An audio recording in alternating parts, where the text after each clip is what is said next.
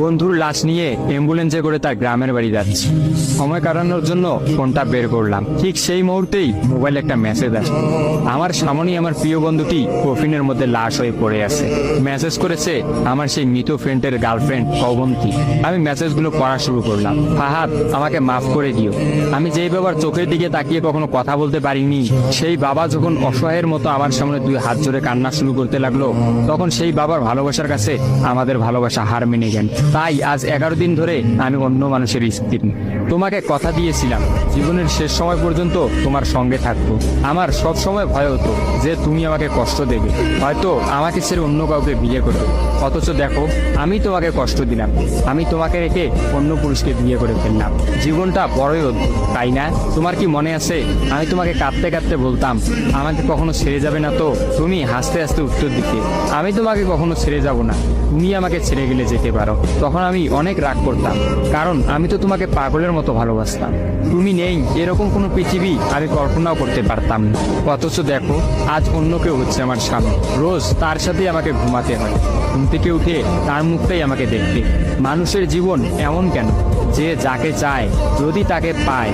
প্রকৃতির তাতে কি এমন আসে যায়? কেনই বা প্রকৃতি তাদেরকে কাঁদায়? হুট করেই সবকিছু হয়ে গেছিল, তাই আমি ইচ্ছে করেই তোমার সাথে যোগাযোগ বন্ধ করতেই আমার নাম্বারটা বন্ধ করলাম। বিয়ের দিন ভাইয়ের ফোন হাতে নিয়ে আমার ফেসবুক আইডিটাও ডিলিট করে দিলাম। তুমি অনেক কষ্ট পেয়েছো আমি জানি, যার সঙ্গে সারা জীবন কাটাবো ভেবেছিলাম তাকেই শেষমেশ কষ্ট দিলাম।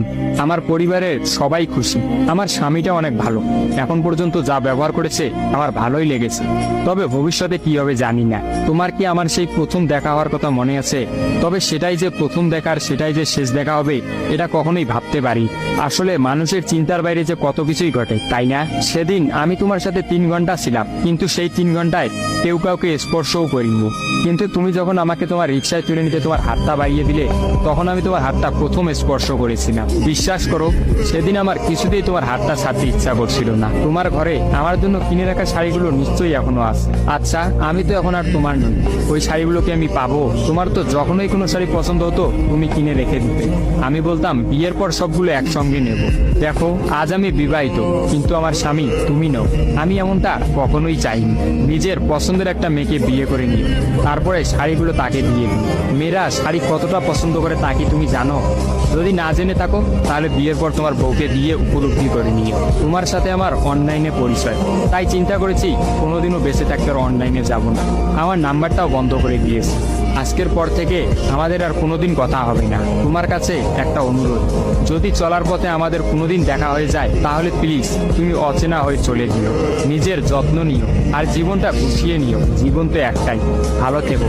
কিন্তু আমি ভালো নেই। ইতি, তোমার ওই অবন্তী। সবগুলো মেসেজ একত্রে পড়লাম।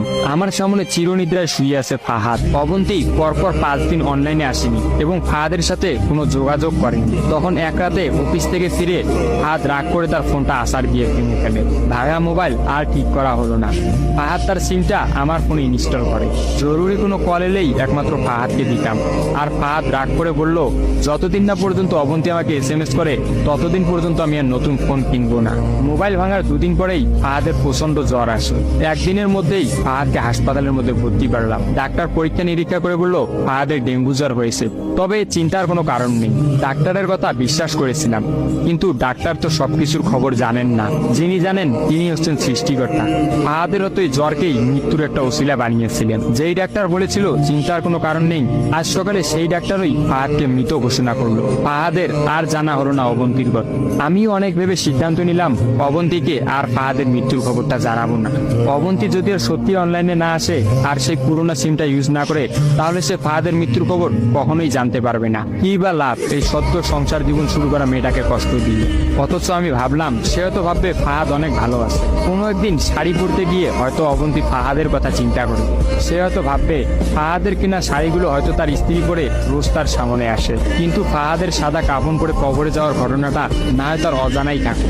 আমি ফাহাদের নাম্বার থেকে অবন্তীর ফোনে একটা মেসেজ দিলাম, আমার জন্য ভেবো না, স্বামীর সাথে নিজেকে মানিয়ে নেওয়ার চেষ্টা করো। বিবাহ বন্ধন জীবনের সবচেয়ে বড় একটা বন্ধন, ভালো থেকো আর স্বামীকে ভালোবেসো। অবন্তী রিপ্লাই দিল, এত সহজে ক্ষমা করে দেওয়ার জন্য অনেক অনেক ধন্যবাদ, আর মেসেজ দিও না, বিদায়, চির বিদায়। আমিও মোবাইলটা পকেটে রাখলাম।